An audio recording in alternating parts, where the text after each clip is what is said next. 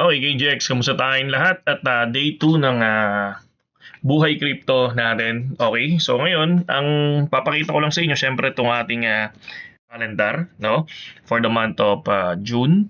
So far, ito yung ating talo, no? 1, 2, 3, 4, 5. Pero yung panalo natin, 1, 2, 3, 4, 5, 6, 7, 8, 9. So ngayon, yung pinakamalaki natin talo ay ito, itong 12,000. No? Parang nabawi yung panalo natin ng 13. Okay, pero ang biggest win natin itong area na to. And then pangalawa to. So far, ang profit naman natin ay ito pa. So, check natin kung ano yung trade ko today. So, ang trade ko today is, first trade ko today ay si Bit. So, ongoing negative ako dito. So, ang ginagawa ko kasi dito kay Bit, again, pinapakita natin to sa Telegram kung paano tayo nag-entry. So far, kung meron akong 100% ay meron akong 100 USDT mga kapatid. No, ang ginagawa ko, ang first entry ko ay 10 USDT lang. And then, tinitingnan ko ang RSI ni Bit. So, si Bit is, ang RSI niya is nasa 29 pa lang.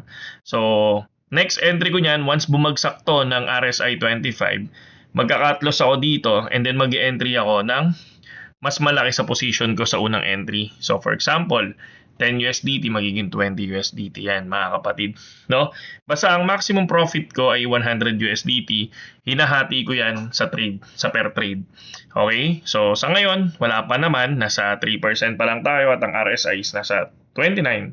So titingnan natin yan, okay? So ngayon, kung titingnan naman natin sa UEX, no?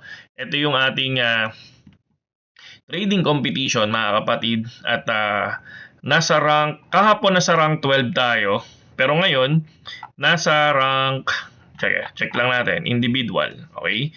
Nasa rank 14. I think 14 ito, 14, no? So total profit natin ay 1,469. So naka-post naman yan dito sa channel natin sa Facebook. So ito 'yon. So 1 hour ago, so makikita hindi 1 hour ago yan, kahapon pa yan. Refresh natin. So makikita naman natin dito, ayan siya. Top 14 tayo, no? So ang profit ko noon ay nasa 1,451, pero ngayon ang profit na natin kasi ay tumatakbo na tayo ng 1,469. So far, nag-profit na tayo ng 18 USDT today. So ngayon, itong trade natin ngayon kay Bit ay mababa pa, nasa ayan, 6% pa lang. So, nasa $1 pa lang. Kitang-kita nyo naman kung gaano kaliit yung margin natin. Napansin nyo ba?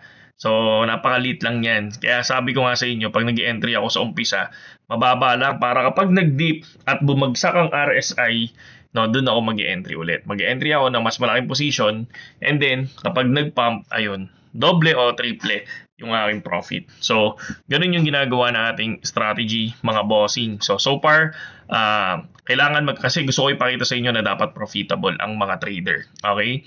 Kasi marami nagsasabi, yung iba daw is puro salita lang daw pero hindi profitable. So ngayon, kaya pinapakita natin sa inyo. So far, ito tayo ngayon at 30-day PNL natin. So far, wala pa tayong today PNL natin. Medyo hindi pa to updated, I think.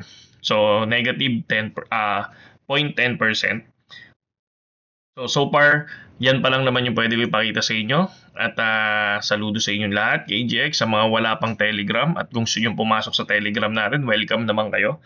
PM nyo lang ako dyan, sa comment section. Sa description, nandiyan dyan yung Telegram natin. Click nyo lang yon para at least makapasok kayo.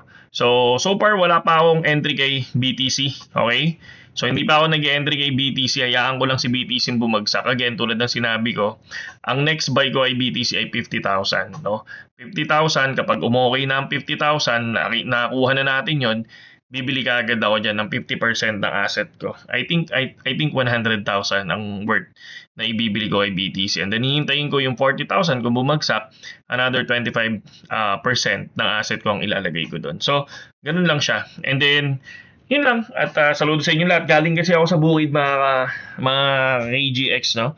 At ang ginawa natin sa bukid ay nag-ayos ng water pump.